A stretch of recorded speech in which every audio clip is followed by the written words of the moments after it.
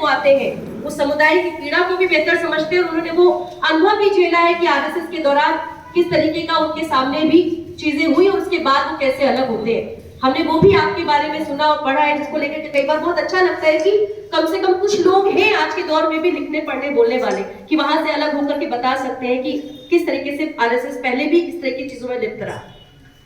अब सवाल ये है कि क्या रामनारायण बघेल जिनकी हत्या अभी जो हम लोग खबरें पढ़ रहे हैं उसके हिसाब से जो मैंने आंकड़े देखे तमाम चीजें और देखी, कोई पहली हत्या नहीं हुई है। इसके पहले में भी अभी हाल में रायपुर के अंदर जब पूरा देश और देश का प्रधानमंत्री जो हमारे हैं, जो अभी भी बीजेपी नेता के ऊपर से निकल नहीं पा रहे हैं, वो जब चर्च में जाकर के प्रेयर पादरियों के साथ कर रहे थे, उस वक्त भी यहाँ पर अल्पसंख्यकों के ऊपर, यहाँ पर ईसाई समुदाय के ऊपर हमला हो रहा था।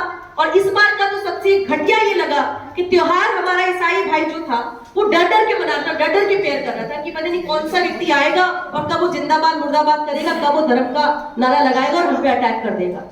तो जिस तरह से रामनारायण बघेल जी के ऊपर बांग्लादेशी क्या करके कई लोगों ने बोला कि नहीं वो क्षेत्रवाद को लेकर के मारा गया, कई लोगों ने बोला कि जात को लेकर के मारा गया। मेरा कहना है चाहे वो क्षेत्र पूछ के मारा गया, चाहे वो जात पूछ के मारा गया, चाहे वो धर्म पूछ के मारा गया, अगर कश्मीर के अंदर कोई धर्म पूछ करके मारता है तो आतंकवादी कहला देता है। तो अगर रामनारायण बघेल को अगर किसी ने मारा है कुछ भी समझ के, चाहे वो क्षेत्र के आधार पे चाहे जाति के आधार पे, तो क्या वो आतंकवादी नहीं है? अगर आतंकवादी कश्मीर में मार के धर्म पूछने वाला व्यक्ति है और वो आतंकवादी कहलाता है, तो क्या नाम पूछ करके, धर्म पूछ करके, जो रायपुर के अंदर क्रिसमस के त्योहार पर जो पर्व वहां पर मसीह समुदाय का था, उनकी सजावट 20 लाख का नुकसान किया, धर्म पूछ करके उस दिन भी हमले हो रहे थे रायपुर के अंदर, क्या वो आतंकवादी नहीं है? और ये सब कौन करा रहा है? यहाँ पर छत्तीसगढ़ एक केंद्र बन रहा है, नई प्रयोगशाला बनने जा रहा है। उत्तर प्रदेश के अंदर तो हमने हिंदू मुस्लिम बहुत सुना था, अब छत्तीसगढ़ में जहां मुसलमान है वहां हिंदू मुस्लिम कर लो, लेकिन जहां मुसलमान नहीं वहां क्या करेंगे? आप कैसे इनका वोट बैंक कैसे ये डाइवर्ट करें, कैसे इनको सामुदायिकता बढ़ाए?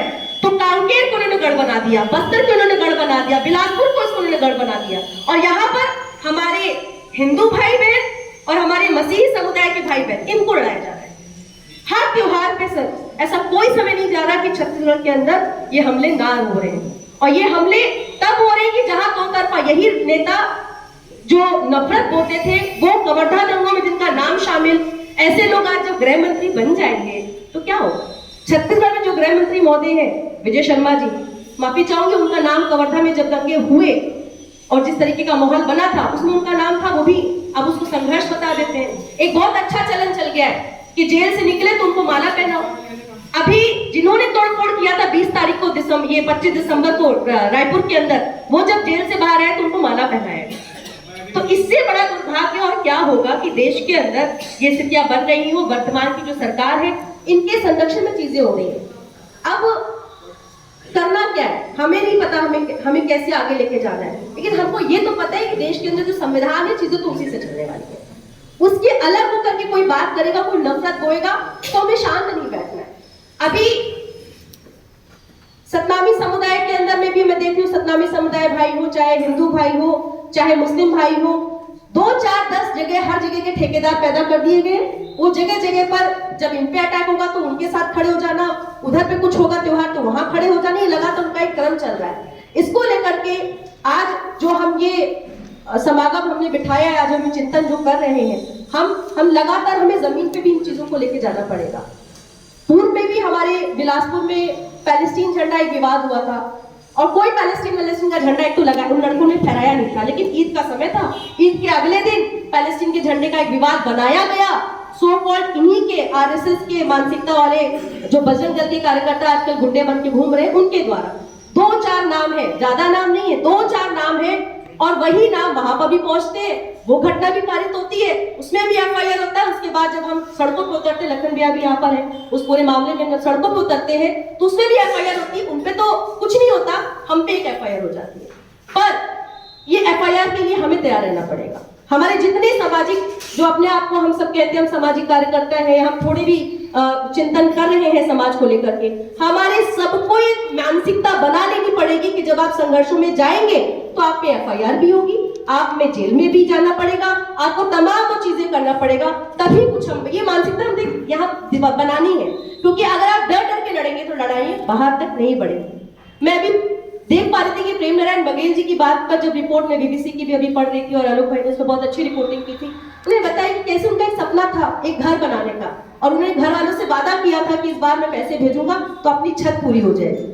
अब सोचिए गरीब का क्या सपना होता है, चाहे वो किसी भी तबके का हो, चाहे हिंदू हो, चाहे मुस्लिम हो, चाहे वो सतनामी हो, चाहे वो गैर सतनामी हो, चाहे आदिवासी हो, सब मजदूर जो बाहर पलायन। समस्या प्रॉब्लम क्या है? प्रॉब्लम है कि यहाँ का मजदूर पलायन होकर बाहर राज्य में काम करने जा रहा है। और हमारी मांग ये भी होनी चाहिए कि ये जो मुद्दा है इस पे तो हो ही, लेकिन मजदूर आखिर यहाँ से पलायन होकर दूसरे राज्य क्यों जा रहा है? क्या छत्तीसगढ़ में जल नहीं है, जंगल नहीं है, जमीन नहीं है, पैसा नहीं, सब कुछ है? अडानी यहाँ आके 1 रुपए की जमीन ले रहा है आपकी और उसको लूट के जिंदल कमा रहा है, लेकिन हमारी जिनकी जमीनें हैं उनको उठा करके बाहर भेजा जा रहा है।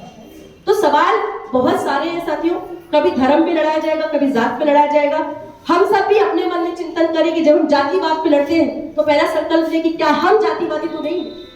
वो जातिवादी का अर्थ मतलब ये है कि ये ब्राह्मणवादी जो हम बात करते हैं, ब्राह्मणवादी व्यवस्था, मनुवादी व्यवस्था, ये व्यवस्थाओं पे जब हम बात करें तो हमें इसके अर्थ भी बहुत पता चलने चाहिए। अभी एक नया नारा छत्तीसगढ़ के अंदर लग रहा है, छत्तीसगढ़ियावाद।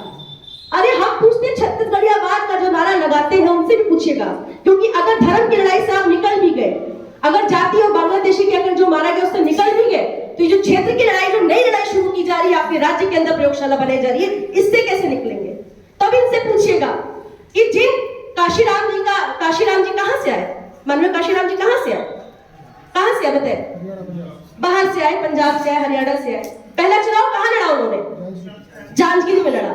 आज उन्हीं का परचम लड़ रहा है कि भीम जय भीम का नारा लगता, नीला झंडा वहां से निकलता था।